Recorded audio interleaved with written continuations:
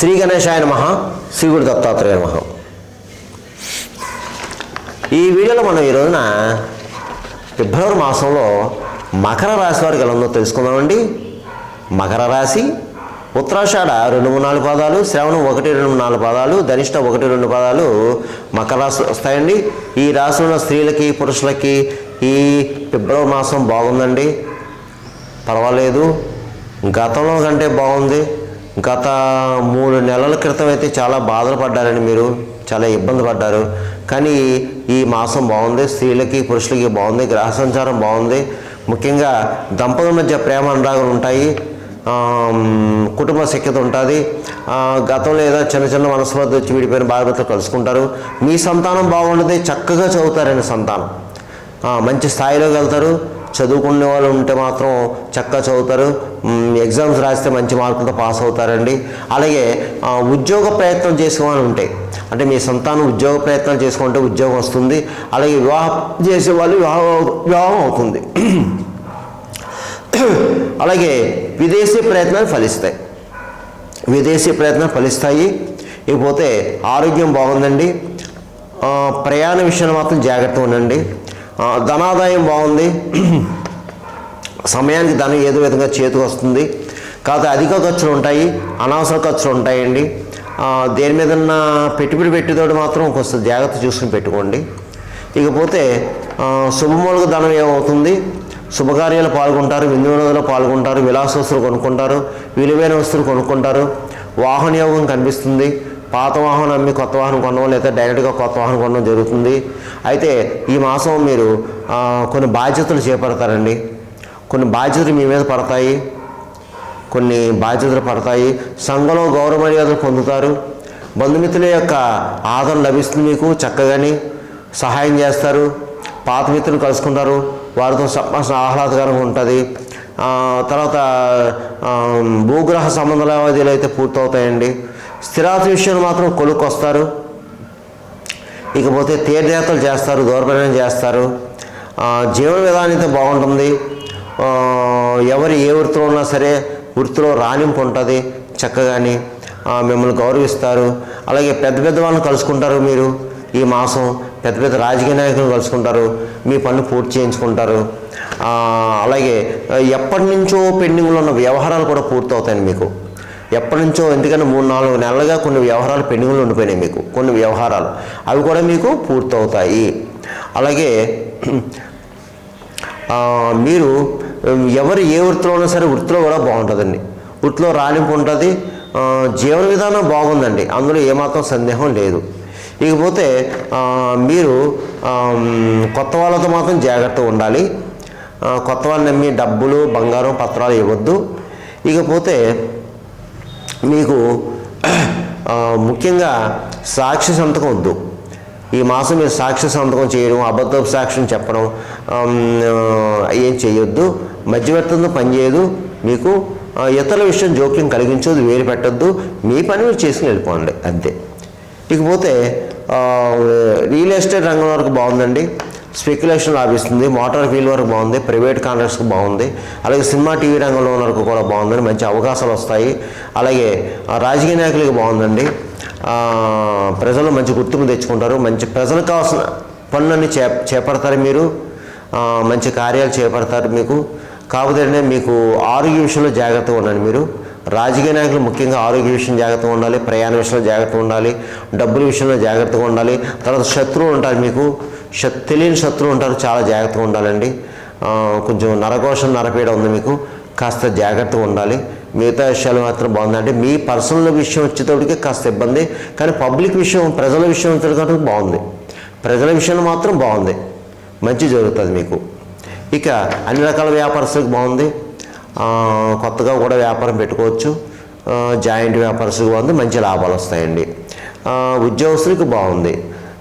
Private పరంగా, ప్రభుత్వ పరంగా ఉన్న ఉద్యోగస్తులకు బాగుందండి, ఏం పర్వాలేదు. అయితే స్థల మార్పు కనిపిస్తుంది. పై అధికారులు మాత్రం ప్రశంసలు పొందుతారు. గృహ మార్పు కనిపిస్తుంది. అలాగే శాలరీస్ పెరుగుతాయి. ఇక విద్యార్థులు మాత్రం చక్కగా చదువుతారండి.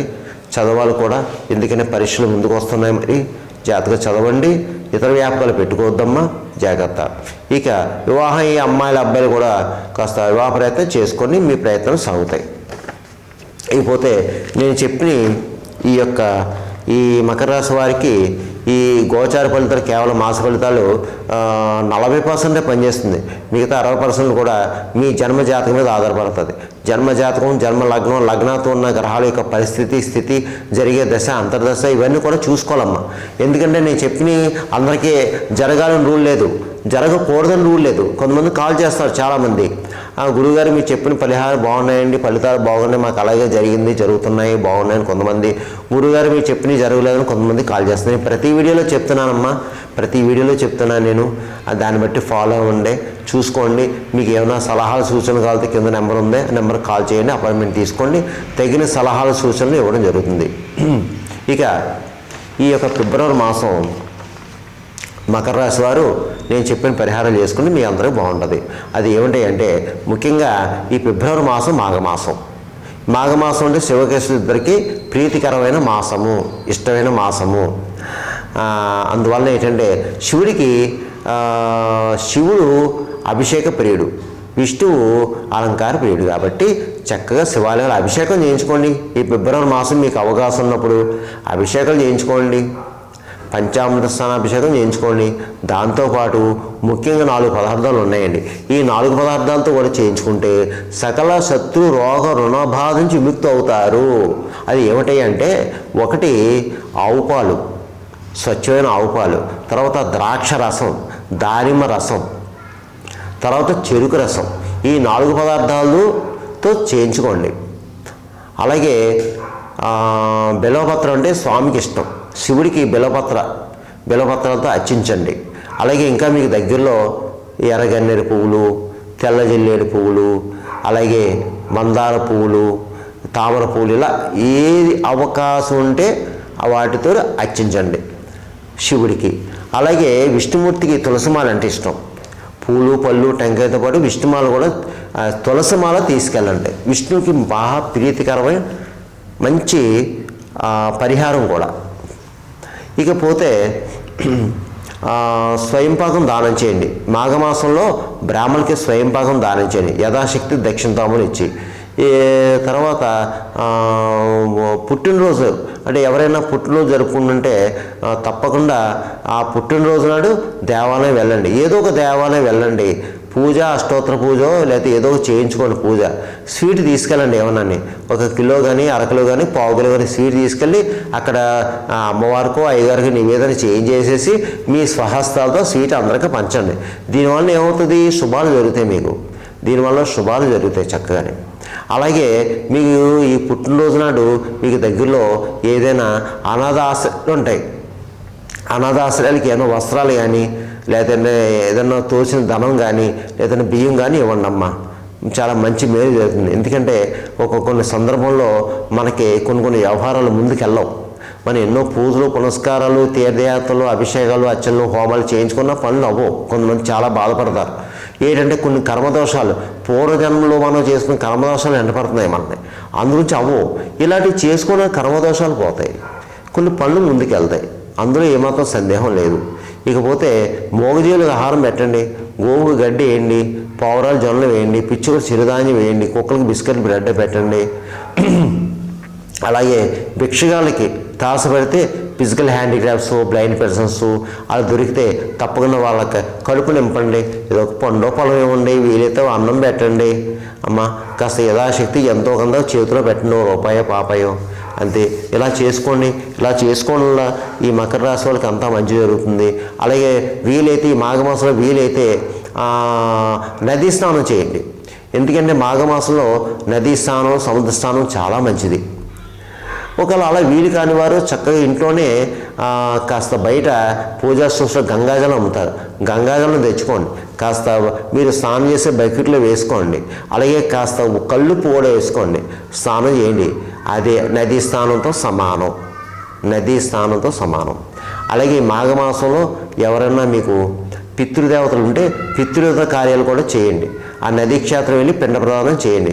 అలా వీలు కాని వారు మీ ఊళ్ళోనే మీకు దగ్గర దేవాలయాలు అర్చకులు ఉంటారు, వాళ్ళ దగ్గరికి వెళ్ళి పితృదేవతల పేరు చెప్పి చక్కగా ఆ స్వయంపాకం దానం చేయండి, వస్త్రదానం చేయండి, యథాశక్తి దక్షిణతాంబూలం ఇవ్వండి. ఎందుకంటే మనం ఎన్ని పూజలు పునస్కారాలు చేసినా పితృదేవతల ఆశీస్సులు ఏంది ఏది జరగదు. మనకి పితృదేవతల ఆశీస్సులు ఉండాలి మనకి. అది మాత్రం గుర్తుపెట్టుకోండి అమ్మా. నేను ప్రతి వీడియోలో చెప్తుంటాను, అది గుర్తుపెట్టుకోండి. ఇకపోతే ఏం పర్వాలేదు, కంగారు పడకండి. ప్రతిరోజు శివస్మరణ చేయండి, విష్ణు సహస్రనామాలు చదువుకోండి, మీకు మేలు జరుగుతుంది. సర్వేజన సుఖమతో శుభమతో స్వస్తి.